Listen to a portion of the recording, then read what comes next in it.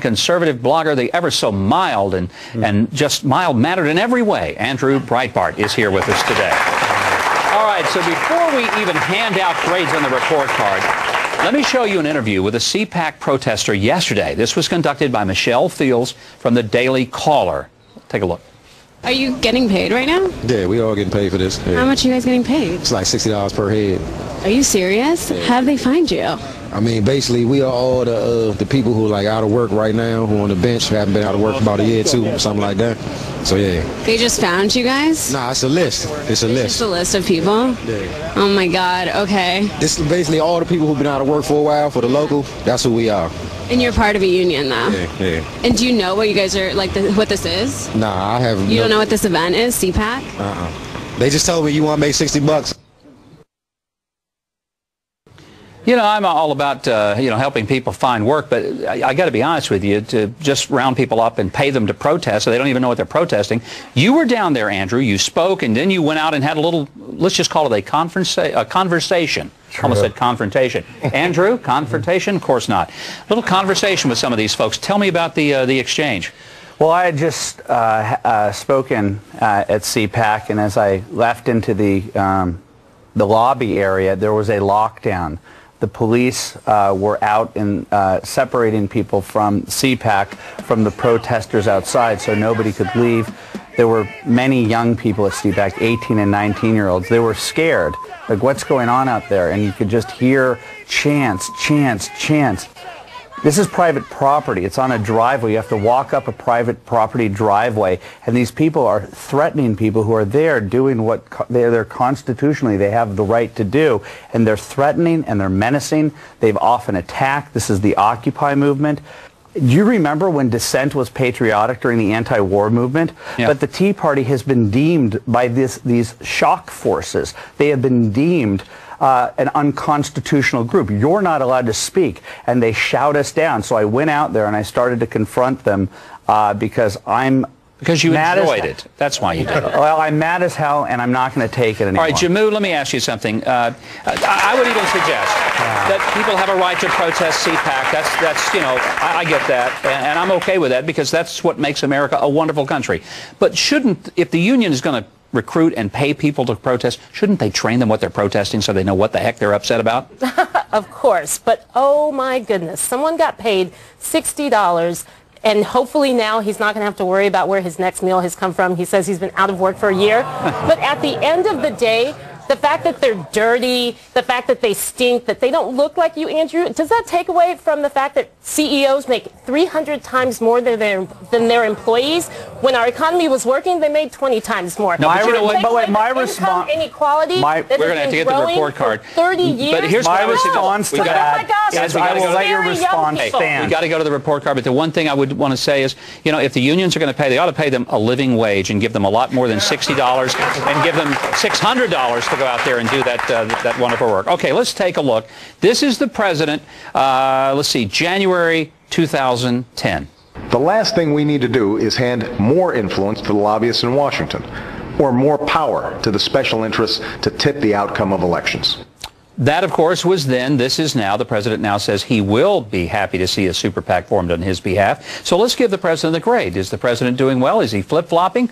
L.E. Mistal, you give him an A. I'm giving him an A, guys. Okay. Look, it is un-American to turn down free money if people are legally giving it to you, right? I understand the president has done everything he can to argue against Citizens United from his constitutional office. But now that the Republicans have to run against him, now they want him to run with one hand tied behind his back. You watch. Andrew's going to tell us next that the president can't vote for himself. I mean, they have to let the guy play. All right, let's take a look. I'm going to B+ because it's not the best decision. An A+ would be if he had fought against the special interests and the tsunami of money that's going to be spent against him with super PACs. What is he supposed to do? See the tsunami coming and pull out his surfboard and say, let's ride the wave? No, he did the only right thing because those Supreme Court justices he will appoint in the next administration quick follow-up, are the only way we turn Citizens United Are unions around. a special interest group, and do they get to give unlimited amounts of money because they have historically? Is this not simply a way to level the playing field by having the super PACs?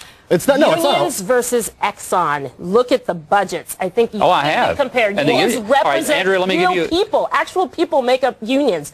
Exxon you mean people don't work at those companies? Gosh, are those folks at Exxon and those other companies might disagree? Yes. All right, I've got to give you a chance because we've got to go to the break. Well, I'll say this. Okay. The president can't You vote give him a for C. himself. I'm kidding. No, this is... curious where that came from. I know. That was what he said I was going to say, so I thought I'd indulge him. C-. This is average, par for the course. This is a media presidency. He knew he could get millions and millions of dollars of free advertising to get millions of people to think that he's idealistic on this issue, and nobody will know come election time that he went against his principle. This was a media play. That's why he mentions this. That's why he goes after Citizens United and the justices in the Supreme Court. It's all about knowing that the media will not hold him accountable for his hypocrisy. Let me just say, we got to go to the break. One of the things I learned as a candidate, you can be all high and mighty about the money you won't take, but guess what? When the money is spent against you, you will wish you had some to fight back. I will say that that is the way politics works, but I think it's a little disingenuous for the president to act like he's all against it, but write the check and send it in today. All right, is the president throwing Israel under the bus? We're going to be grading his handling of our Mideast ally. That's coming up next with our report card panel. More on the report card. This week, Rick Santorum had a rather provocative statement. We'll have our panel react to it.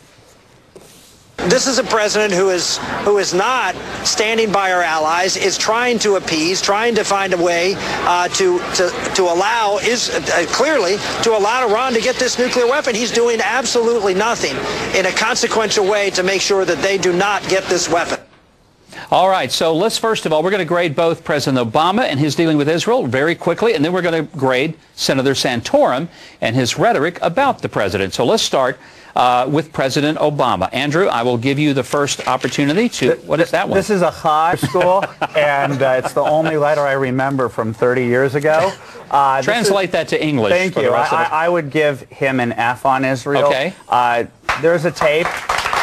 I live in very liberal West Side Los Angeles, and I have very many liberals who are Jewish who are shivering under the table wondering what on God's green earth this president is doing with Israel and throwing them under the bus as relates to Iran especially. Okay, Jamu, how do you grade the president? I give him an A. Oh, wow. And I give him an A, not with my words, but actually in the words of Prime Minister Netanyahu, who said, we have an ironclad commitment from President Obama that this relationship is unprecedented. I hear, Andrew, you may have different thoughts. What do you know that Netanyahu doesn't know? All right, Ellie. Well, I'm going to give the president a greater than. Obama is not, throwing Israel under the bus is greater than the Republicans throwing cap and trade under the bus. It's greater than a lot of the energy policies that we've seen out of the Republicans thus far. And as far as Andrew's talking about living in Los Angeles, I live in New York City, and the secular Jews that I know call Obama a real mensch. Okay? They know that he is just trying to be an honest broker. Which is a compliment, by the way, just so for those of you that don't know, just to make sure you know. Yeah. He's a straight shooter, and they know that Obama is trying to be an honest broker in the Middle East, which is exactly what they need for the long-term stability of our greatest ally there. We are running out of time. All I want to do is get a grade from you on Senator Santorum. While you're putting up your marker, let me say I've been to Israel so many times. I'm going back in another week. I do not get that there is a great confidence about the United States. In fact, every week I talk to friends in Israel. They are scared to death about the relationship with this administration like they have never been before. So whatever may be publicly said, privately, Israel is concerned. Let's give the senator a grade, okay? I'm giving Santorum an A. I'm just happy that he's angry at somebody else now. I think it's really great. All right, Jamu. It's an F for the politics of fear, lack of creativity, because he can't find anything else on national security to hit this president on. He's creating something that doesn't Andrew, exist. how do you grade? I will give him an A+, where he's one of the most authentic candidate out there. There is his clarity on the stage on Israel is absolute, and it is one of his greatest strengths. I appreciate all of you. It's a pleasure to have you. Ellie, Jamu, and Andrew, thank you very much.